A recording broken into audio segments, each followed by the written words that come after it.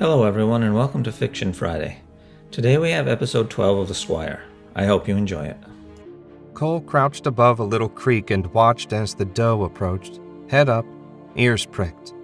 He had an arrow nocked, but the deer needed to come a few steps closer. He didn't want to risk wounding her and losing one of his 4 arrows. 2 days had passed since he spotted the first signs of beastmen in the area. None of them had gotten close to the refugees yet, but it was only a matter of time.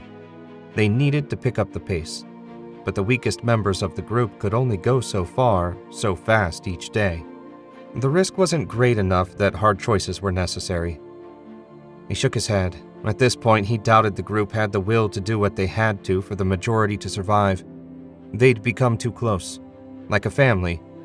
If a large group of beastmen caught them out in the open, they'd be a dead family. He and Rain needed to get away before it was too late.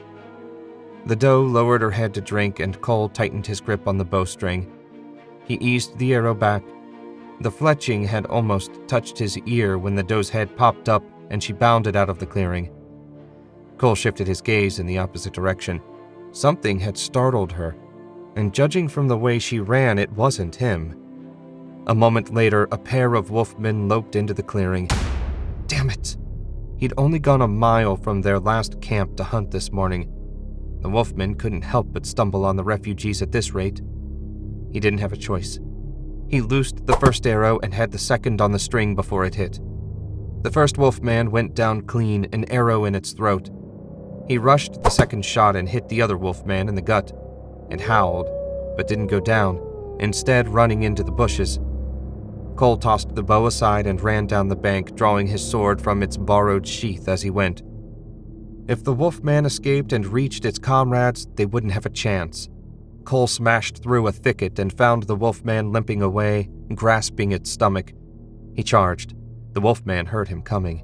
It spun around, making a weak slash at him with its claws. Cole ducked, then bounced up, driving his blade into the monster's chest. Blood bubbled out of its mouth and it collapsed. Cole ripped his sword free and leapt back in case more of them were nearby. When nothing tried to kill him for a full minute, he flicked the blood off his sword and sheathed it. He towed the wolfman over on its back and found his arrow snapped in half. Damn it!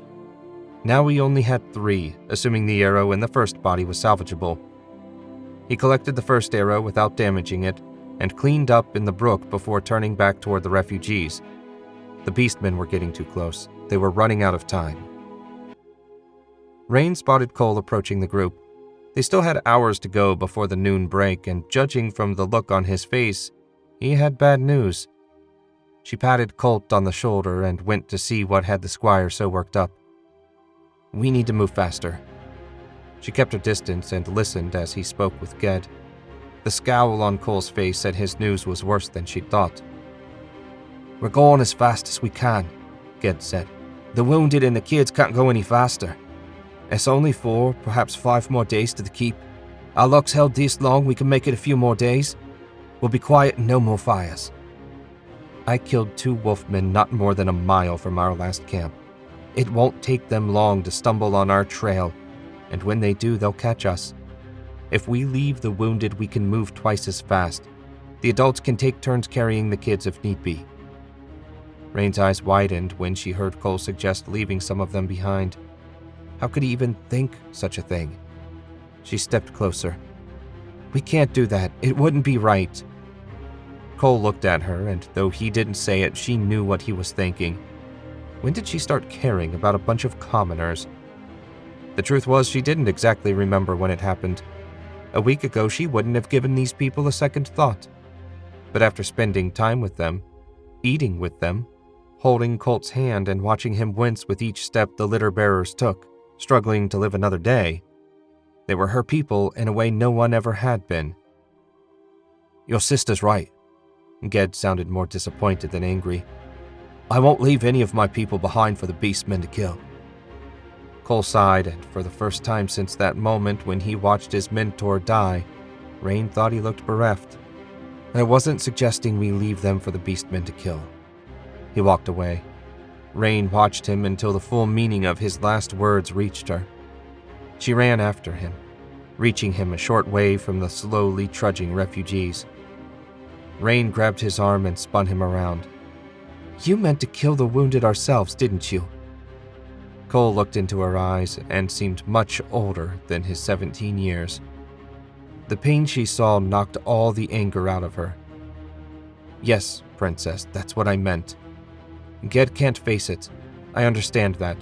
These are his people, and the idea of failing any of them pains him beyond his ability to cope. But I promise you, if any of them are taken alive by the beastmen, they'll beg for a knife across the throat. I've seen what they do with survivors." Rain chewed her lip on the verge of tears. "Isn't there something else we can do?" "There's something we can do. Tonight, after everyone's asleep, we can slip out past the sentries, put as much distance between us and them as we can. We can move faster on our own." "We can't leave them. Ged's a good man, but he has no idea how to deal with beastmen. You're the only one that has any experience in war. If you leave, they're as good as dead." Cole's expression softened. "If we stay, we'll die with them. My mission is to keep you safe." "Do you remember what you asked me back in the forest?" He cocked his head. "I said a lot of things. You asked me what it meant to be noble. I think I understand now. These are my people, and I won't leave them to die. If you want to protect me, then you must protect them too." Cole scrubbed his hand over his face. Now she gets a sense of duty? Now, when all it'd do is get them killed? He felt for the refugees, he did, but he couldn't turn a dozen farmers into men-at-arms in a couple of days. "I'm not sure what to tell you, Rain. I can only see two options, run or fight. We can't run fast enough with the injured, and we can't outfight a dozen beastmen, much less however many might come against us when they cut our trail." Rain smiled and patted his cheek. "You need to look for a third option." So saying, she walked back to rejoin the line of refugees. He watched her go and shook his head. A third option? What the hell third option could he find? Cole spent the next 2 days scouting and racking his brain for a way to save everyone. Beastman signs were getting more and more numerous. That none of the miserable creatures had stumbled across the refugees' trail was a minor miracle. It wouldn't last. This morning found him 2 miles ahead of the refugees on a ridge above the dirt road they'd been following. He hoped the high ground would allow him to see any problems before they saw him. He crept along, senses straining for any sign of the beastmen he knew had to be nearby. The ridge opened into a small clearing.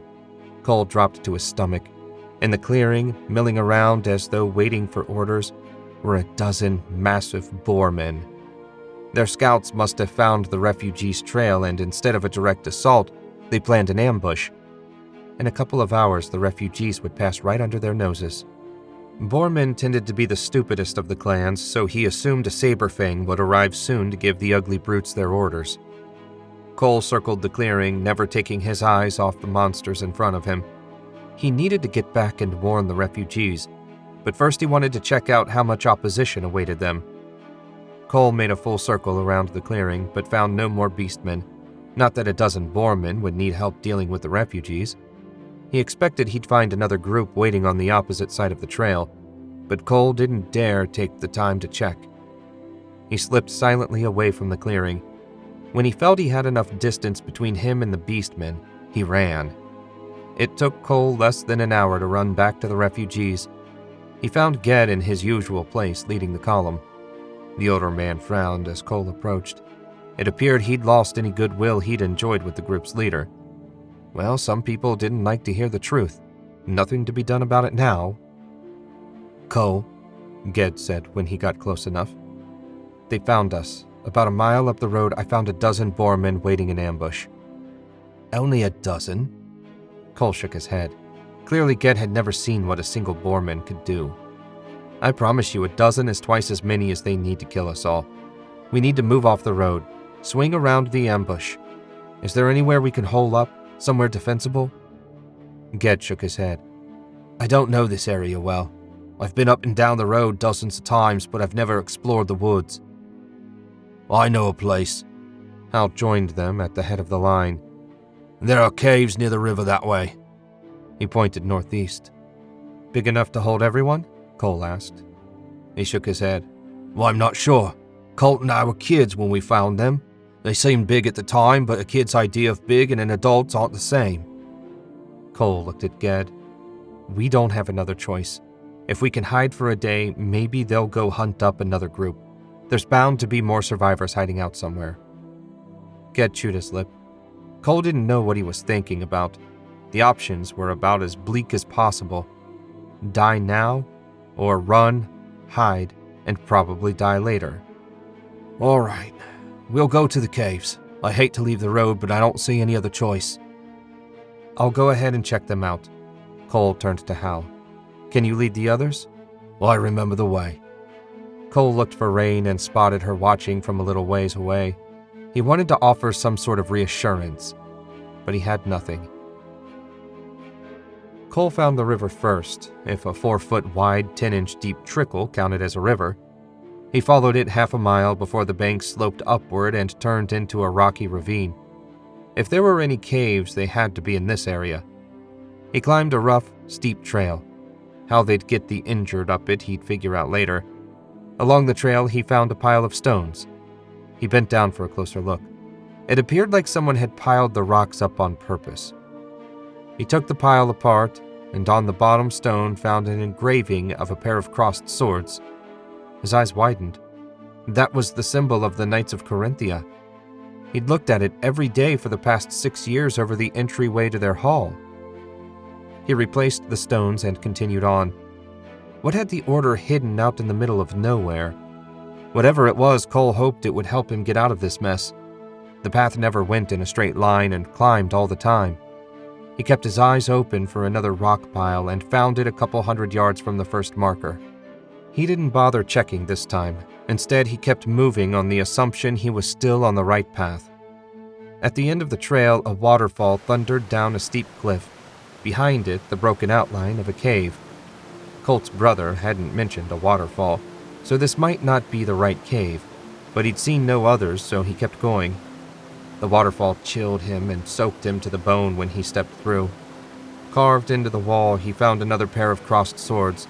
Something warmed his chest. When he pulled out Sir Garrus's amulet, it was glowing. In response, the crossed swords glowed. Deeper into the cave, another marker burst to life. Cole followed a rough path deeper into the cave. Every 100 yards, another marker flared to life. Sometime in the past, a lightcaster must have enchanted the markings to guide anyone with a medallion. Would the bronze squire's medallion he still wore have been enough? Since it wasn't reacting, he had to assume it wouldn't have. Did Sir Garrus know about this tunnel? He never mentioned it, though it might have been one of those secrets they only revealed to full members of the knighthood. Yet another marker came to life, and the trail sloped up. He must be getting close to whatever the order hid out here. By the light, he hoped it would be enough to save everyone. At the end of the tunnel, he found an old set of wooden stairs. Cole slung his bow over his shoulder and drew his sword. At the top of the steps, he entered a room lit by more of the magical lights. It appeared to be an officer's chamber. A bed sat against one wall and a cupboard against another, a thick layer of dust covering everything. He sheathed his sword.